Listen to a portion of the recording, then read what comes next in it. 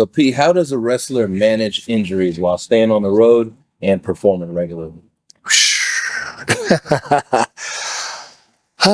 All right, let's dive into that one. As I like to do, because I absolutely love and miss the late great Iron Sheik. Dwayne Swayze, you excellent question. Thank you, Sheiky Bear. So, as we know, being a professional wrestler, I'm always annoyed by non-wrestling fans who go, that fake stuff, because you can't fake gravity. And when you fall down for a living, whether you get injured or whether there's the cumulative damage of falling down, you get a couple 250-pound guys or a couple 130-pound women tossing each other around in the ring, and accidents happen. People will get hurt. Historically, back in the days before there were contracts and doctors and trainers on the road, you were responsible for your own medical health. And if you got hurt, there was no contract to guarantee you money while you were out convalescent. If you didn't work, you didn't get paid. And you had to pop a bunch of ibuprofen and put an ACE wrap on it and rely on that guy you're working with to get you through the night.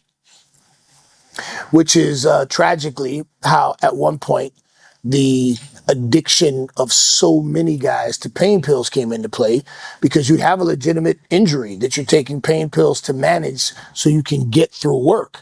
And these things are highly addictive. And, guys, when I started in the pro wrestling business, sadly, pills permeated it. I begrudgingly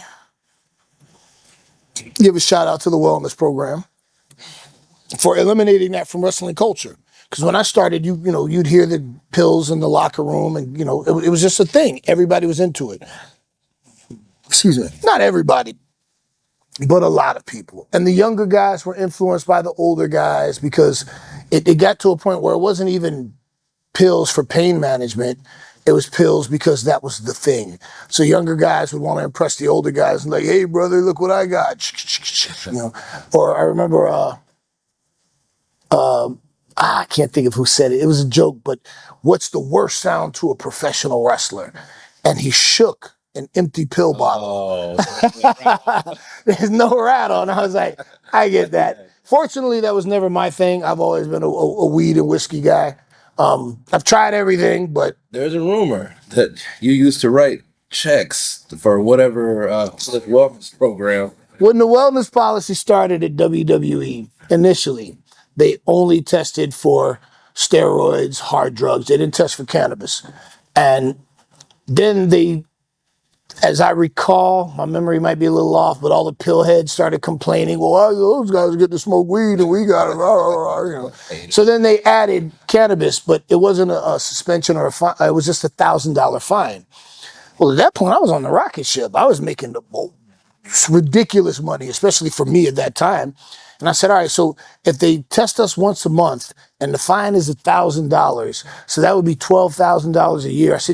I went to John Laurinaitis and I said, can I just give you a $12,000 check for the year and just pay in advance? Because I'm going to smoke. So this is true. This is a true story.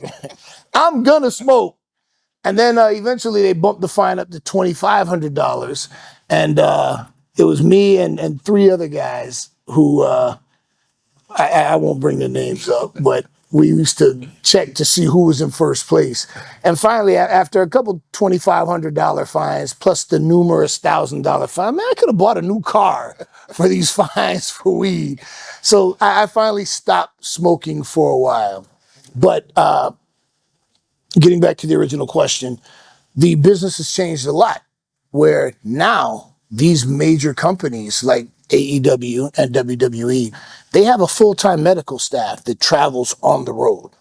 So first of all, if you get hurt and you sustain an injury while in the ring, they pay for your medical expenses. WWE sends you to Birmingham, Alabama, where you work with some of the premier sports athlete medical doctors on the planet. I just started with AEW. So I'm not fully familiar with how their internal thing works for in-ring injuries, but I'm pretty sure it's similar. I do know that behind the scenes, AEW and WWE both have full-time doctors. They have full-time training staff, and and earlier in the day you can go in and get worked on if you need, if you have an injury or a nagging area to get your back worked on, or maybe you pulled a hamstring and they'll work on it.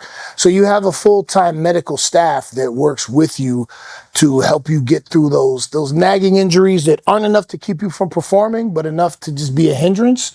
And if you do sustain a major injury, then right away, they take you out, they make sure that you get surgery, you get rehab, you're taken care of.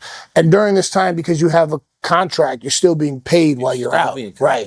Okay. Like back in the old days, if you didn't, like I said, if you didn't work, you didn't get paid. Nowadays, you have a guaranteed contract. So while you're out, you're still getting paid while you're convalescing.